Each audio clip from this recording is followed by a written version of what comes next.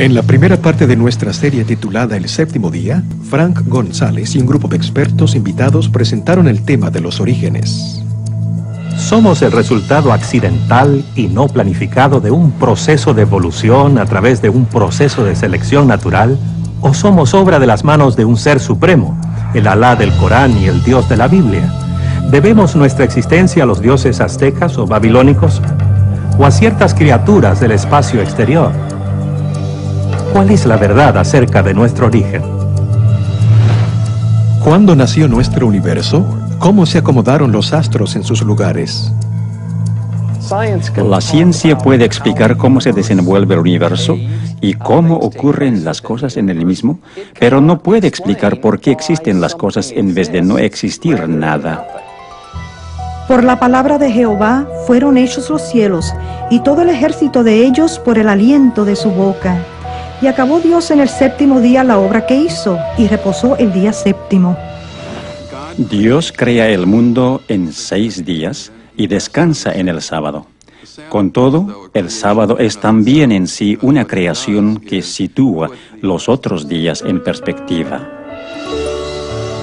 El mandamiento de observar el día de reposo cada séptimo día, el mandamiento más largo del Decálogo, fue preservado con los otros 9 en tablas de piedra y colocado en el arca del pacto.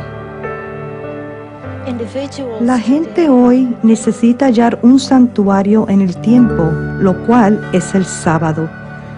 En su encíclica Dies Domini, el Papa Juan Pablo II sugirió que el día de reposo nos recuerda que el universo y la historia le pertenecen a Dios. En más de un centenar de idiomas antiguos y modernos, el nombre dado al séptimo día de la semana significa reposo o su equivalente. A medida que aumentamos nuestro conocimiento del pasado y desentrañamos sus misterios, los contornos de nuestra historia se vuelven cada vez más precisos. De cuevas y tumbas, de pétreos farallones que una vez fueran ciudades y poblados, de las ruinas de tribus y naciones perdidas en el tiempo, surgen nuevos indicios que amplían nuestra comprensión de la historia humana.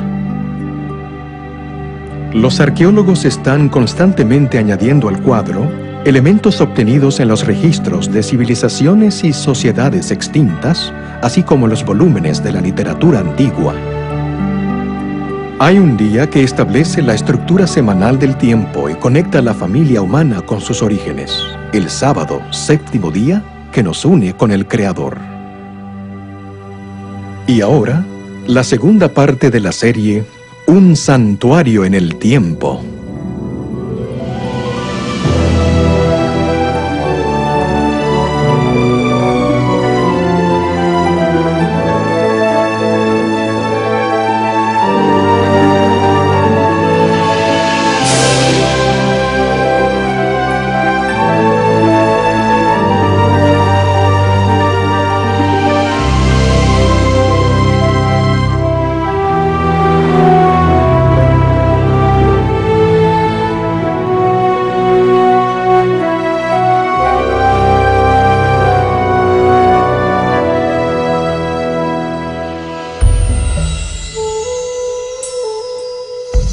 En la época en que Jesucristo caminaba entre los judíos, era su costumbre asistir los sábados a la sinagoga para adorar y enseñar.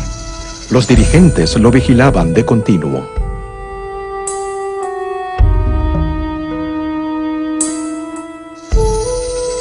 Algunos de los rabinos discutían con él acerca de la forma correcta de observar el sábado.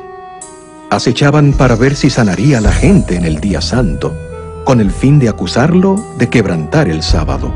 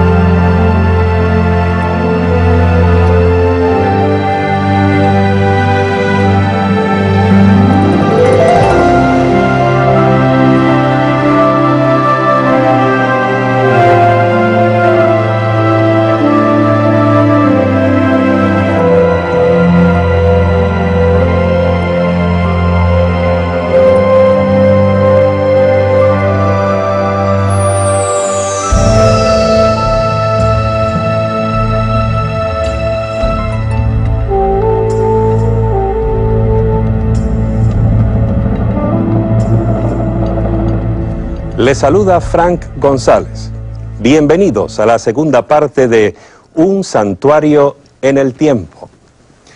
Lo que hizo Jesucristo en cierto sábado específico casi 2000 años atrás fue verdaderamente revolucionario. Hizo milagros de sanidad y con ellos se ganó el corazón del pueblo. Sin embargo, esto lo puso en conflicto directo con los líderes judíos. Al aseverar ser el Señor del sábado, desafió su autoridad espiritual, lo cual iba a desembocar en su infame juicio y muerte en la cruz.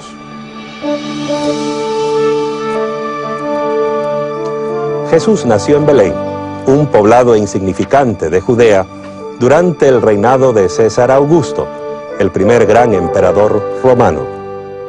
En esos tiempos, el Imperio Romano contenía dentro de sus fronteras docenas o hasta centenares de religiones y creencias, desde el zoroastrismo en Persia hasta los misterios griegos y el druidismo de los celtas ingleses.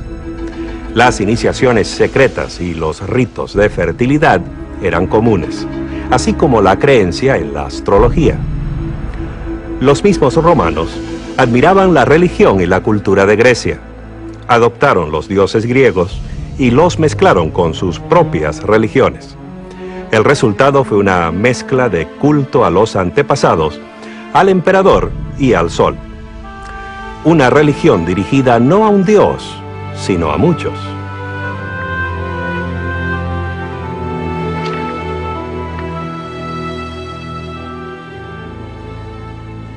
Los judíos, por su parte, adoraban a un solo Dios, a pesar de verse rodeados por las imágenes de las deidades griegas y romanas. Servían a un Dios invisible. No tenían imágenes que lo representaran. No celebraban ritos de iniciación o de fertilidad. En cambio, tenían un día que los apartaba.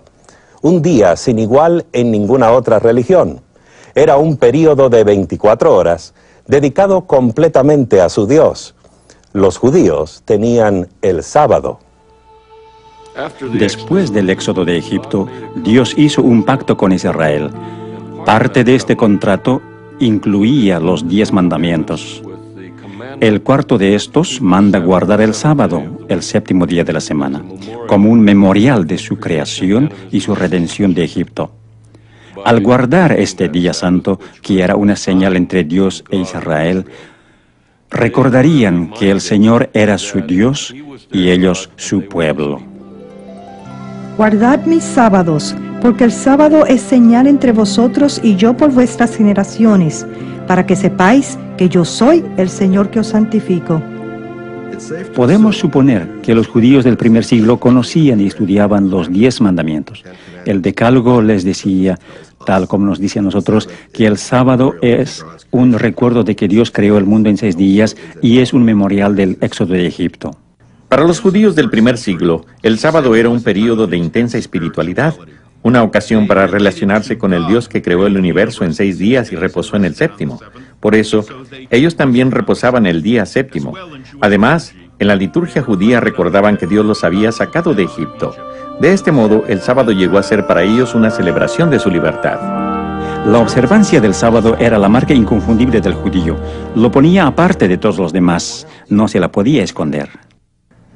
A ojos de los observadores griegos y romanos, la observancia del sábado era una de las peculiaridades de los judíos.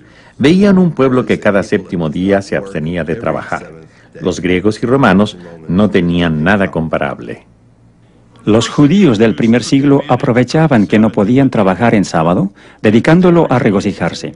El viernes de noche servían una cena deliciosa a la luz de las velas y a menudo incluía 2 hogazas de pan para conmemorar el maná que cayó en el desierto. El sábado, sin duda, asistían a la sinagoga. Allí podían ver a sus amigos y conversar con ellos. Y según las evidencias que tenemos, también estudiaban la Torah y adoraban juntos. A los observadores externos les llamaba continuamente la atención la rara costumbre judía de negarse a trabajar el sábado. Un filósofo, Séneca, llegó a decir que los judíos, al no trabajar durante el sábado, dedicaban la 7ª parte de su vida a la ociosidad. Cuando Jesús apareció en escena, El sábado había quedado aplastado bajo el peso de numerosos reglamentos arbitrarios. Los rabinos habían transformado el reposo sabático en una ciencia detalladísima, carente de gozo o significado. En el primer siglo, la observancia del sábado se basaba en una serie de prohibiciones. Se prohibía atar o desatar un nudo, cocinar, escribir más de una letra del alfabeto, llevar cualquier carga, aun cosas en el bolsillo, así como mucho del trabajo cotidiano, por ejemplo, preparar pieles y cueros y las actividades necesarias para la subsistencia. Se prohibía prender fuego para cocinar o apagarlo, así como viajar más de 2000 codos más allá de la vivienda de uno. 2000 codos equivalen a casi 1 kilómetro. La forma como los judíos guardaban el sábado era muy legalista. Uno no se podía mover, no podía hacer nada, pero Jesús vio que esa era una distorsión del plan que Dios tenía para la humanidad.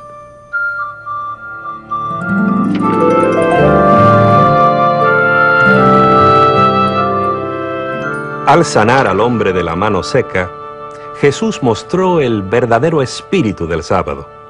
Rechazó las reglas rabínicas. Guardó el sábado conforme a las antiguas escrituras hebreas, que hoy llamamos el Antiguo Testamento. Según el Evangelio de Lucas, Jesús tenía la costumbre de ir a la sinagoga y adorar en el día sábado. Guardaba el sábado, pero no según las reglas que habían establecido los fariseos. De hecho, dijo, el sábado fue hecho por causa del hombre y no el hombre por causa del sábado. Los fariseos, en cambio, decían que el sábado había sido hecho solo para Israel y que el propósito de Israel era exaltar el sábado, de modo que el Señor tuviera a alguien en el mundo que guardara el sábado. Al declarar Jesús que el sábado fue hecho para el hombre, enseñó un concepto radical y alarmante. Con razón provocó tan dura oposición de los líderes judíos.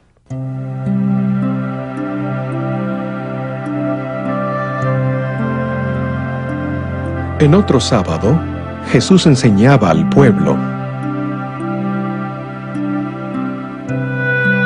Había allí una mujer que había estado enferma, encorvada por 18 años. Jesús la llamó que se acercara a él.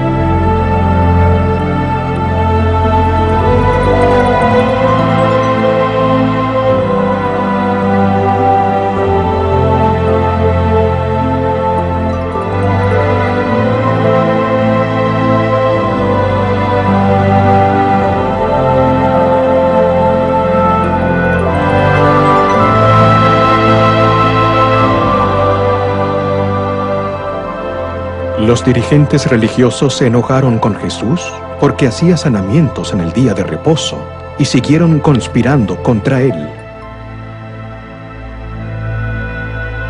Para los líderes religiosos, esa conducta era un escándalo, en especial por quebrantar su regla del peligro mortal.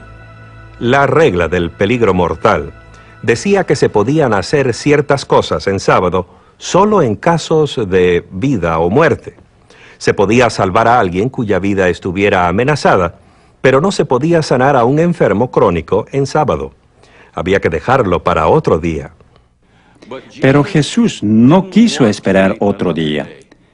Básicamente estaba diciendo, ustedes desatan a sus animales para que estos reposen el sábado, pero me critican a mí por haber soltado la carga de esta mujer, de modo que pueda guardar el sábado por primera vez en muchos años.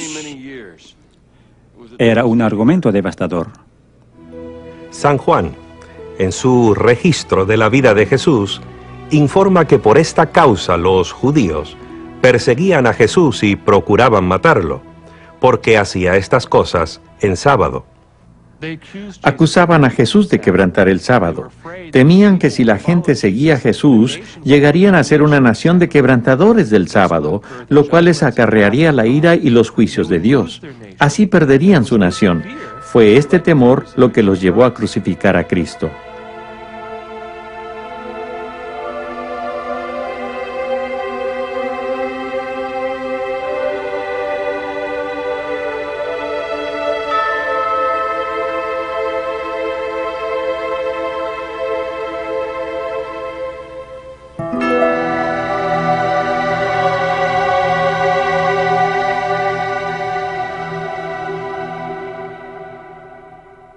Algunos han sugerido que el sábado del Decálogo perdió su significado con la vida y muerte de Jesús, que de algún modo el Salvador lo invalidó.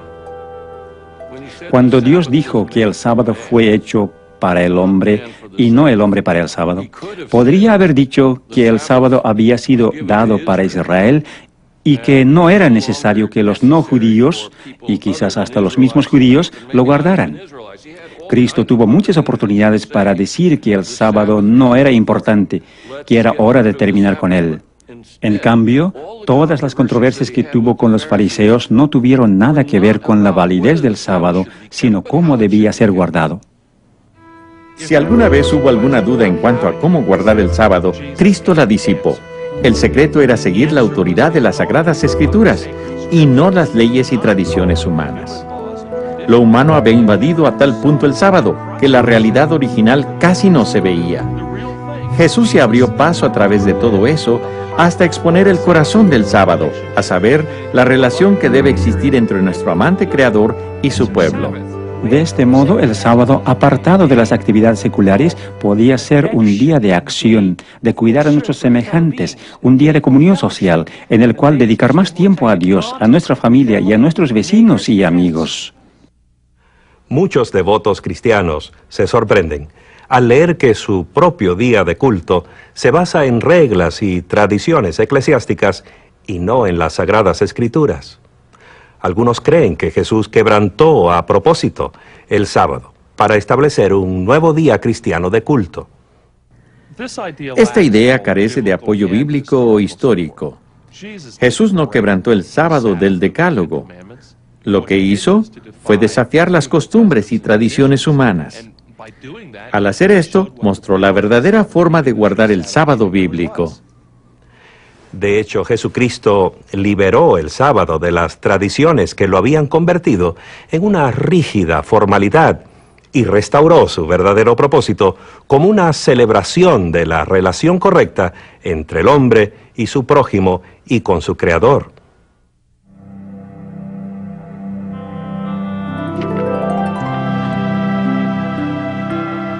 Cuando veáis en el lugar santo la abominación desoladora predicha por el profeta Daniel, entonces los que estén en Judea huyan a los montes. Orad que vuestra huida no sea en invierno ni en sábado. Con esas palabras, Jesús señaló una terrible predicción que hiciera el profeta Daniel en el Antiguo Testamento. Pero ¿por qué habría de decirles a los creyentes que oraran para que no tuvieran que escapar en sábado, a menos que esperara que todavía estuvieran guardando el sábado como día santo? En el año 69 de nuestra era, el Imperio Romano era muy inestable. A dicho año se lo llama el año de los 4 emperadores y los primeros 3 no murieron de causas naturales. Por eso los judíos pensaron que el momento era favorable para sacar partido de esa inestabilidad y promover su propia libertad de la opresión imperial. El general romano Vespasiano atacó la ciudad en un intento de ahogar la revuelta. Antes de completar la campaña, fue nombrado emperador el año 69 de nuestra era, y su hijo Tito, otro futuro emperador, tomó el mando como general del ejército. Tito le puso sitio a la ciudad y finalmente, en el año 70 después de Cristo, las fuerzas romanas penetraron las defensas, asolaron la ciudad y destruyeron completamente el templo. Eusebio, un historiador eclesiástico, informa que los cristianos de Jerusalén recordaron la advertencia y escaparon antes que la ciudad cayera en manos romanas. Este incidente muestra en forma evidente la intersección de la historia y la profecía. Conocemos las fechas y lugares. Jesús sabía y predijo cuándo iban a suceder estas cosas y que 40 años después de su muerte y resurrección, sus seguidores todavía estarían guardando el sábado. De hecho, en todo el período del Nuevo Testamento, que abarca hasta el fin del primer siglo de nuestra era, los cristianos siguieron observando el séptimo día, sábado. Este hecho resulta claro en los registros bíblicos e históricos.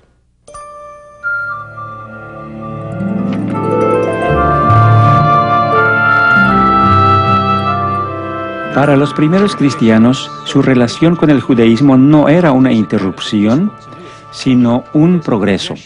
En efecto, su religión se basaba en el cumplimiento de las esperanzas y expectativas del Antiguo Testamento.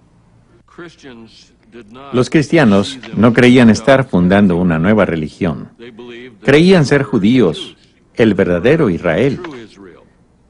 Eran los hijos de Abraham. Si eran gentiles, eran hijos de Abraham por la fe. Los judíos y los cristianos compartían la creencia de que Dios actúa en la historia, en el Sinaí, en el Éxodo, en la creación, y que el registro de esos actos se halla en las escrituras hebreas.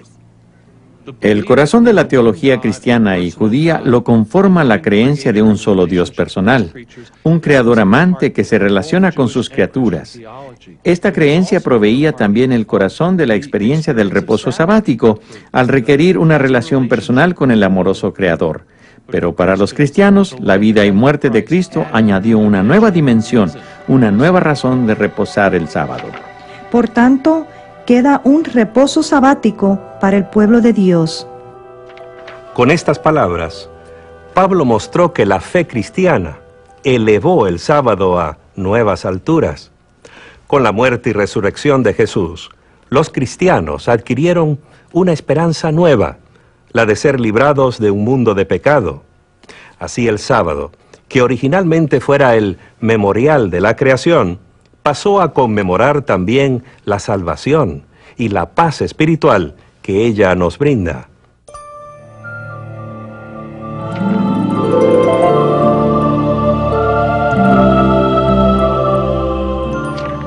Esto plantea una pregunta interesante. Si los cristianos del primer siglo observaban el sábado del Antiguo Testamento, el séptimo día de la creación y el cuarto mandamiento, ¿por qué la mayoría de los cristianos observan hoy el domingo? ¿Cuándo se cambió el sábado por el domingo? ¿Hay algún indicio en el registro bíblico? Los primeros 4 libros del Nuevo Testamento se cuentan entre los documentos cristianos más antiguos. Marcos escribió su libro primero. Es un informe de la vida de Cristo. Lo hizo en torno al año 55 después de Cristo o más tarde. Los escritos de Mateo y Lucas probablemente datan entre poco antes del año 70 y el 80. Juan, el último de los discípulos originales de Cristo, escribió su libro cerca del fin del primer siglo. A pesar de sus fechas tardías, entre 30 y 70 años después de la muerte de Cristo, estos libros no contienen ni la menor indicación de que Jesús o sus discípulos hayan considerado cambiar el día de reposo y adoración del séptimo día de la semana al primero. Es especialmente significativo que los escritores del Nuevo Testamento nunca llaman día de reposo al primer día de la semana.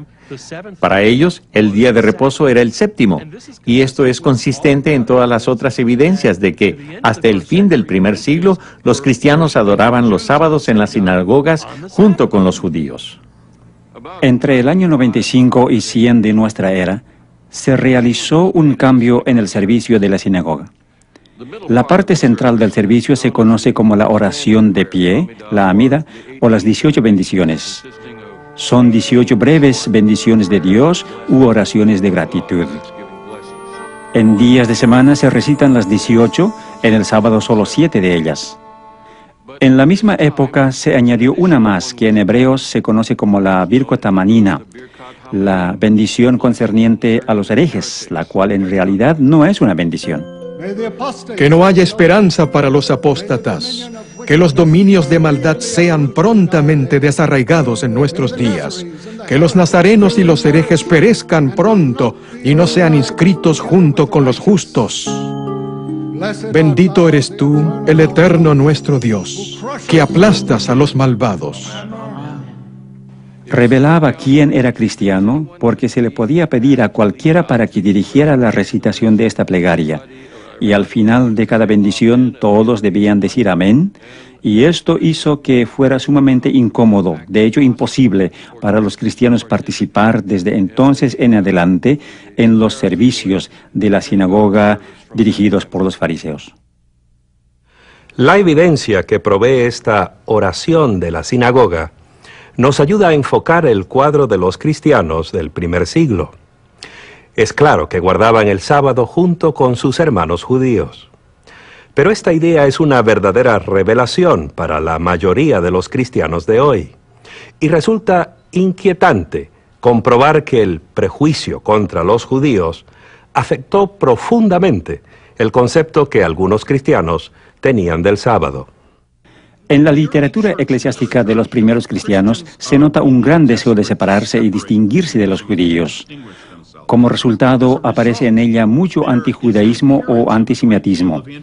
En parte son comentarios insultantes acerca de los judíos y otros son intentos de separarse de lo que se consideraba como religión del Antiguo Testamento. Había razones prácticas para que los cristianos se distanciaran de los judíos. Sin duda, se dejaron arrastrar por la corriente de sentimientos antijudíos. Es sorprendente ver la intensidad de los conflictos entre judíos y romanos. A pesar de hallarse los judíos esparcidos por toda la región mediterránea y más allá, muchos de ellos todavía soñaban con una gran nación judía y con la victoria final sobre sus enemigos. Y en el norte de África, en torno al año 115 de nuestra era, esos sueños ardieron en una hoguera de violencia. Los judíos de la región de Cirene habían puesto a la cabeza de ellos a un cierto Andrés, y estaban destruyendo tanto a los romanos como a los griegos. A muchos los aserraron partiéndolos en dos, desde la cabeza hacia abajo. A otros los echaron a las bestias salvajes, y a otros aún les obligaron a luchar como gladiadores. En total, perecieron 220.000 personas. En Egipto también perpetraron ultrajes semejantes, y en Chipre, Diocasio. Pocos años más tarde, en el 132, la oposición judía a la autoridad imperial encendió otra violenta revuelta, esta vez en Jerusalén. Nuestras antiguas fuentes nos dan dos razones para explicar la insurrección de Bar Kokhba. Primero, el emperador Adriano prohibió la circuncisión. Los judíos ya no podían cumplir este rito. Segundo, el mismo emperador decidió reconstruir Jerusalén como una ciudad pagana, la ciudad Ilia Capitolina.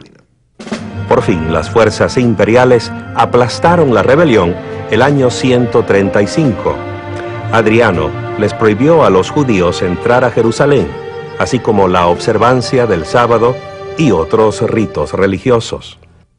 A través del Imperio Romano había un fuerte sentimiento antisemítico. Los judíos eran el enemigo, los cristianos no querían ser asociados con ellos y ser así considerados también enemigos. Fácilmente podían dejar de lado la observancia del sábado, que era una marca de judaísmo. ¿Dónde, pues, y cuándo comenzaron los cristianos a observar un día distinto de culto? Las páginas perdidas de la historia nos llevan en una dirección sorprendente.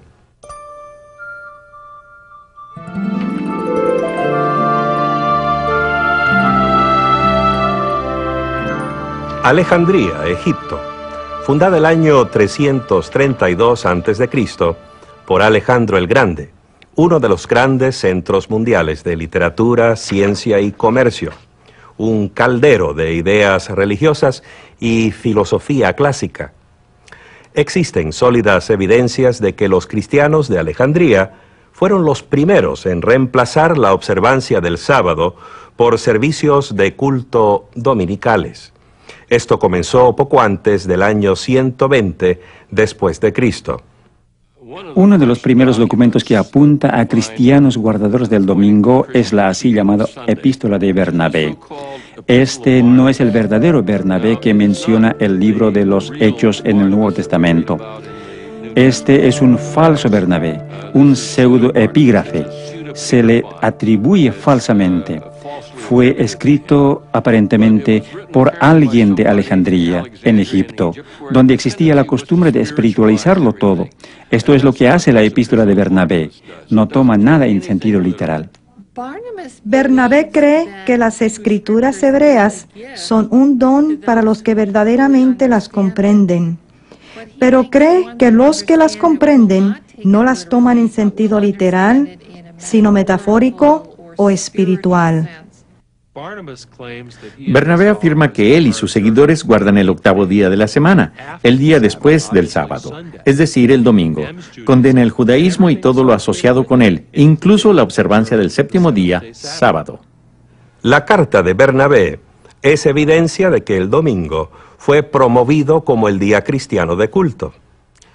Pero para hallar el verdadero corazón del movimiento en favor del domingo, debemos cambiar nuestro enfoque de Alejandría hacia el oeste, al corazón del Imperio Romano. Es en la antigua Roma donde hallamos la primera descripción de cristianos que guardaban el domingo. Proviene de Justino Mártir, un converso a la nueva fe.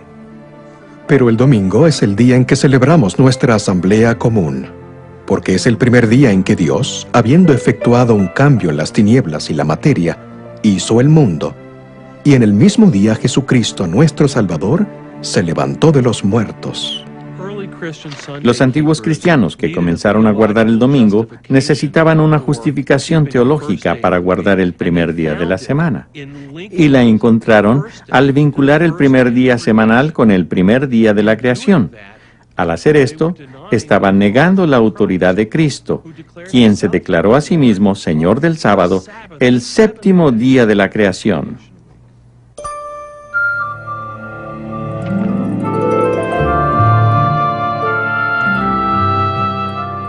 Hemos llegado a un momento crítico en la historia. Al aislar de sus raíces bíblicas el día santo semanal, los dirigentes de la Iglesia lo separaron de su fuente de significado espiritual. Se convirtió así en una formalidad vacía, una brasa ardiente política, una prueba de autoridad, un peón en una lucha centenaria por el poder. Era atractivo reemplazar el sábado con el domingo, porque en torno al primer día estaba surgiendo cierta aura debido a las tendencias nuevas en el paganismo que hacían del domingo el día de adorar al sol, pensar en el sol. Supongo que era inevitable que se infiltraran en la cristiandad elementos del culto pagano. Después de todo, los cristianos eran una pequeña minoría en un mundo predominantemente pagano. Un mundo que adoraba dioses mitológicos, emperadores muertos y el invencible sol. Los historiadores por lo general dicen que el Imperio Romano fue fundado en el año 31 a.C. En ese año, Octavio derrotó a las fuerzas de Marco Antonio y Cleopatra y volvió a Roma para convertirse en el primer César Augusto. Fue en esa época también que hizo llevar a Roma dos grandes obeliscos. Instaló uno de ellos en el Circus Maximus. Por supuesto, no solo estaba dedicado al dios Sol, sino que además era una prueba muy visible de que Roma había conquistado Egipto. La dedicatoria decía: César Augusto dedica esto como una ofrenda al sol. Pero también decía: porque Egipto ha sido conquistado. Así, los que asistían al circo para ver los juegos veían no solo la dedicación al sol, sino también que el dios sol romano había triunfado sobre el dios sol egipcio. Hay informes de mediados del primer siglo que proveen evidencia adicional de lo popular que era el culto al sol. Nerón, el notorio emperador, comisionó a un escultor para que creara una estatua de casi 35 metros de altura, con su propia cabeza esculpida al estilo del dios Sol. Cuando Vespasiano construyó su gran anfiteatro, que hoy conocemos como el Coliseo, tomó ese enorme coloso, así llamaban antiguamente a las estatuas, que representaba a Nerón. Le cambió las facciones y lo dedicó al dios Sol. El emperador Heliogábalo era tan devoto de su dios Sol oriental que tomó el nombre de la deidad. Llevó su dios en la forma de un meteorito negro desde Siria hasta Roma y adoptó un estilo de vida oriental. Así pues, la moda oriental, las orgías orientales y la conducta oriental de Heliogábalo lo llevaron a la ruina en 4 años. A pesar de que su dios fue devuelto, porque la piedra negra fue enviada de nuevo a Siria, la adoración al sol continuó. El antiguo historiador Plutarco informa que el general romano Pompeyo debió ir al Mediterráneo oriental para castigar a los piratas que atacaban a los barcos mercantes. Esto fue alrededor del año 50 a.C. Derrotó a los piratas, los capturó y los llevó consigo a Roma. Sucede que los piratas eran adoradores de Mitras, el dios Sol, y de esos piratas se popularizó la adoración a Mitras en Roma, especialmente entre los militares. Pienso que a los militares romanos, Mitras les parecería una divinidad especialmente atractiva. Mitras era guerrero, que luchaba del lado de las fuerzas del bien. Era una religión jerárquica, en la cual se podía progresar de grado a grado. Había 7 grados en el mitraísmo, situación semejante a la de un ejército. Y en tercer lugar, era una religión de hermandad y comunión. Se reunían no solo para adorar a su Dios, sino para comer juntos. Se comenta acerca de soldados romanos que han vuelto del oriente, que oran al amanecer de cara al sol naciente. En torno a este periodo vemos que se empieza a mencionar en Roma al Deus Sol Invictus, es decir, al dios Sol invencible. Invencible porque la noche trata de conquistar el sol cada 24 horas, pero al amanecer el sol ha sobrevivido y ha vencido a la noche. La importancia del culto al sol en el Imperio Romano se echa de ver durante el reinado de Aureliano, quien fue emperador entre los años 270 y 275 de nuestra era. Estableció una religión estatal que incluía el culto al emperador y al sol invicto. Trató de unificar todas las religiones bajo el dios Sol. Diocleciano, que llegó al poder el año 284, también era un devoto del dios Sol. Mantuvo el principio de una religión estatal que estableciera Aureliano y llegó a declararse Dios. Eventualmente, ordenó que se persiguiera a los cristianos.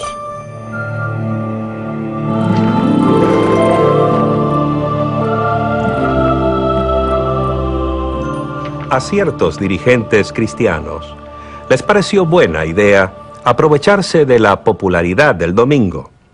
En especial, la observancia del domingo haría que el cristianismo les resultara más atractivo a los paganos que ya adoraban al sol en ese día.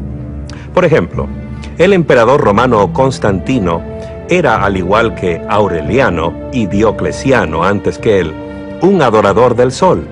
Fue el primer emperador romano que profesó el cristianismo. Supuestamente se convirtió durante una campaña contra sus rivales.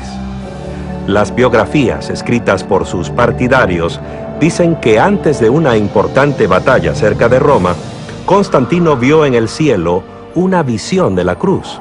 Acreditó a esa visión su victoria subsiguiente y se declaró cristiano. Los historiadores debaten si la conversión de Constantino fue o no genuina, ya que a través de casi todo su reino mantuvo sus supersticiones paganas. Solo cuando se hallaba en su lecho de muerte, consintió en su bautismo. A pesar de eso, su reinado marcó un vuelco dramático en la historia de la cristiandad. El año 313, con la aquiescencia de su corregente Licinio, legalizó la religión cristiana. El reinado de Constantino el Grande conforma una de las épocas en la historia del mundo. Es la era de la disolución del Imperio Romano. el comienzo, o más bien la consolidación de un nuevo tipo de despotismo oriental, con una nueva capital, una nueva constitución y finalmente una nueva religión. ¿Se convertiría Constantino al cristianismo o sucederían las cosas en forma opuesta? ¿Quién sabe? Pero lo importante para nosotros es que lo que surgió fue una iglesia diferente y un estado diferente. De hecho, ambos estaban tan íntimamente mezclados que es difícil ver dónde terminaba uno y el otro comenzaba. Al parecer, la religión personal de Constantino era una mezcla de adoración solar mitraísta y cristianismo. Según Eusebio, su biógrafo cristiano, Constantino ordenó a sus ejércitos a ser celosos en honrar el día del Señor, el domingo, refiriéndose a él como el día de la luz y del sol, términos que son claramente paganos. Veamos un pasaje de su famosa ley dominical del año 321. En el venerable día del sol, los magistrados y el pueblo que reside en las ciudades deben descansar, y todos los lugares de trabajo deben estar cerrados. En el campo, sin embargo, los individuos ocupados en la agricultura pueden continuar libre y legalmente sus ocupaciones. La primera ley que requería que la gente celebrara y descansara en domingo es la que promulgó el emperador Constantino en el año 321. Y lo hizo sin referencia alguna a la teología o a las ideas de los cristianos. Dice que se abstengan de trabajar en el venerable día del sol, lo cual alude al hecho de que el sol se iba convirtiendo cada vez más en un objeto de culto. De este modo, la primera ley que exigía que la gente guardara el domingo no tenía absolutamente nada de sabor cristiano. Si bien Constantino promovió el cristianismo y construyó muchas iglesias cristianas, por otra parte cerró muy pocos templos paganos, y tenemos un calendario romano del año 354, fecha que cae unos 17 años después de la muerte de él, que muestra 4 distintos festivales anuales dedicados al sol. Muestra así que el dios Sol sobrevivió no solo la muerte de Constantino, sino también los reinados de sus sucesores inmediatos.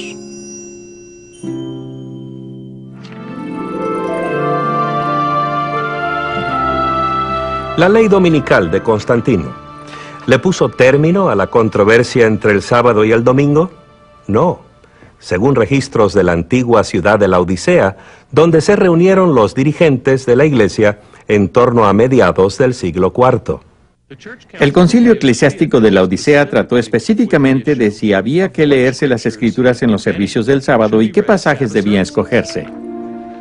Léanse en el sábado los evangelios y las otras escrituras. El hecho de que el concilio trató el tema es prueba irrefutable de que aún había miembros de la iglesia cristiana que asistían a los servicios de culto en día sábado. Recordemos que esto sucedía más de 300 años después de Cristo. Pero eso no es todo. Los cristianos no deben judaizar descansando el sábado, sino que deben trabajar en ese día y honrar más bien el día del Señor, y si pueden, descansar entonces como cristianos. Pero si se sorprende a cualquiera de ellos siendo judaizante, sea anatema de parte de Cristo. ¿Qué quiso decir el concilio al hablar de judaizantes? Los judaizantes eran los cristianos que no trabajaban en sábado, al igual que los judíos. Los dirigentes de la iglesia querían que todos trabajaran el sábado y descansaran el primer día de la semana, al cual empezaron a llamar el Día del Señor. Esta disposición concordaba con la ley dominical que había promulgado el emperador Constantino. A pesar de la popularidad de la adoración al sol y las leyes dominicales de los emperadores, muchos cristianos siguieron adorando en el séptimo día, sábado. De hecho, fueron minoría las iglesias que abandonaron el sábado. Si bien casi todas las iglesias del mundo celebran los sagrados misterios en sábado cada semana, los cristianos de Alejandría y Roma han cesado de hacer esto. Sin duda alguna, los cristianos todavía observaban el séptimo día, sábado, en la segunda mitad del siglo IV. A pesar de los argumentos teológicos, los prejuicios antijudíos y el decreto de un emperador, el sábado del Creador no había muerto. Los siglos subsiguientes vieron cómo el sábado se mantuvo como el corazón de la controversia entre los papas y los patriarcas. El día semanal de reposo y adoración se convirtió en una prueba de la autoridad de la Iglesia y en señal de sumisión a un nuevo tipo de gobierno religioso. Llegó a ser una causa importante del gran cisma que dividió a la cristiandad por 900 años. Veremos más acerca de esto cuando volvamos con la parte 3 de nuestro programa Un Santuario en el Tiempo.